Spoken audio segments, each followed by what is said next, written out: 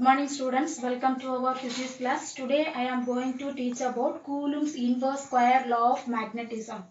The previous class we discussed about magnetism. Can you say the definition of magnetism?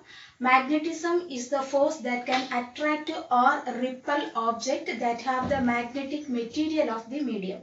So magnetism is observed and classified on the basis of magnetic material of the medium. So F is directly proportional to M1 and M2, product of two magnetic pole strength. Okay, there are 5 types of magnetism: ferromagnetism, antiferromagnetism, ferrimagnetism, diamagnetism, and paramagnetism. Okay, the next we have to see about Coulomb's inverse square law.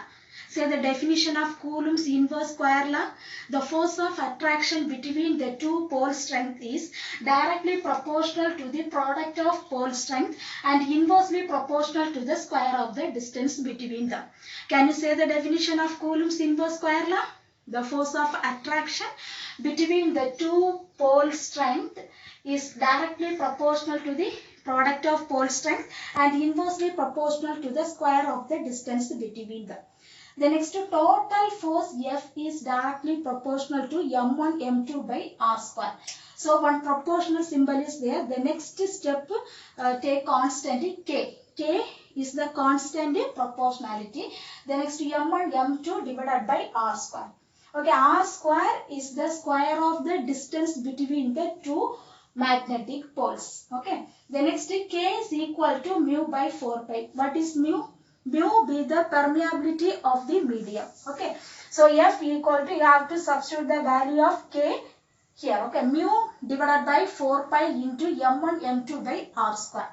Okay, the next mu is equal to mu naught into mu r. So this is the formula of permeability of the medium. So mu is called permeability of the medium. Mu naught is the permeability of the free space and mu r be the relative permeability. Okay, mu naught, one constant value is there, 4 pi into 10 raised to minus 7 Henry per meter.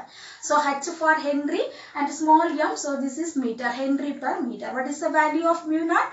Mu naught is equal to 4 pi into 10 raised to minus 7 Henry per meter.